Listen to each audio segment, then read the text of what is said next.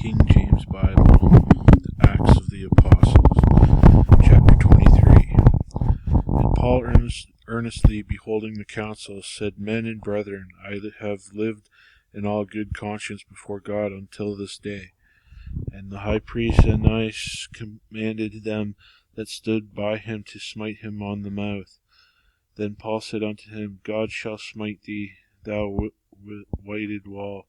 For sittest thou to judge me after the law, and commandest me to smite contrary to the law? And they that stood by said, Revealest thou God's high priest?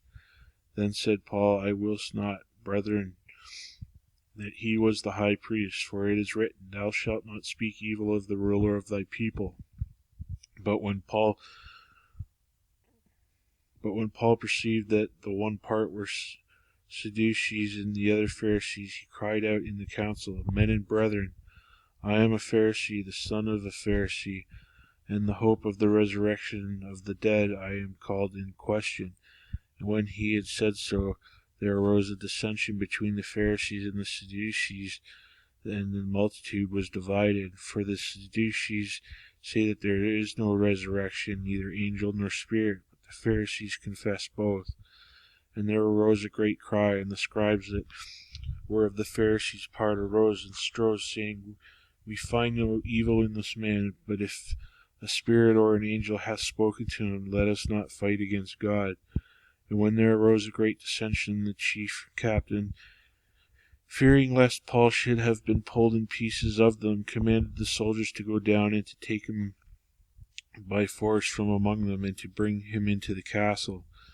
And the night following the Lord stood by him and said, Be of good cheer, Paul, for as thou hast testified of me in Jerusalem, so must thou bear witness also at Rome. And when it was day, certain of the Jews banded together and bound themselves under a curse, saying that they would neither eat nor drink till they had killed Paul. And they were more than 40 which had made this conspiracy. And they came to the chief priests and elders, and said, We have bound ourselves under a great curse, that we will eat nothing until we have slain Paul. Now therefore ye with the council signify to the chief captain that he bring him down unto you tomorrow, as though ye would inquire something more perfectly concerning him. And we, or ever he come near, are ready to kill him. And when Paul's sister's son heard of their lying in wait, he went and entered into the castle and told Paul. Then Paul called one of the centurions unto him and said, Bring this young man unto the chief captain, for he hath a certain thing to tell him. So he took him and brought him to the chief captain, and said, Paul, the prisoner, called me unto him, and prayed me to bring this young man unto thee, who hath something to say unto thee. Then the chief captain took him by the hand, and went with him aside privately, and asked him, What is that thou hast to tell me? And he said, The Jews have agreed to desire thee that thou wouldest bring down Paul tomorrow into the council, as though they would inquire somewhat of him more perfectly. But do not thou yield unto him, for there lie in wait for him more than 40 men, which have bound themselves with an oath that they will neither eat nor drink till they have killed him. And now they are ready, looking for a promise from thee. So the chief captain then let the young man depart, and charged him, See thou tell no man that thou hast shewed these things to me.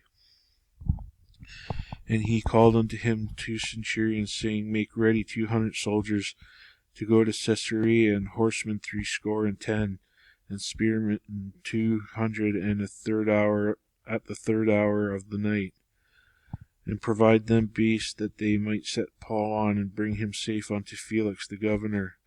And he wrote a letter after this manner: Claudius Lysias, unto the most excellent governor Felix, sendeth greeting. This man was taken of the Jews, and should have been killed of them. Then came I with an army, and rescued him, having understood that he was a Roman. And when I would have known the cause wherefore they accused him, I brought him forth into their council, whom I perceived to be accused of questions of their law, but I have nothing laid to his charge worthy of death or of bonds. And when it was told me how the Jews laid wait for the man I sent straightway to thee, and gave commandment to his accusers also to say before thee what they had against him. Farewell. Then the soldiers, as it was commanded of them, took Paul and brought him by night to Antipatris. On the morrow they left the horsemen to go with him, and returned to the castle, who, when they came to Caesarea and delivered the epistle to the governor, presented Paul also before him. And when the governor had read the letter, he asked of what province he was, and when he understood that he was of Cilicia, and I will hear thee, said he, when thine accusers are also come. And he commanded him to be kept in Herod's judgment hall.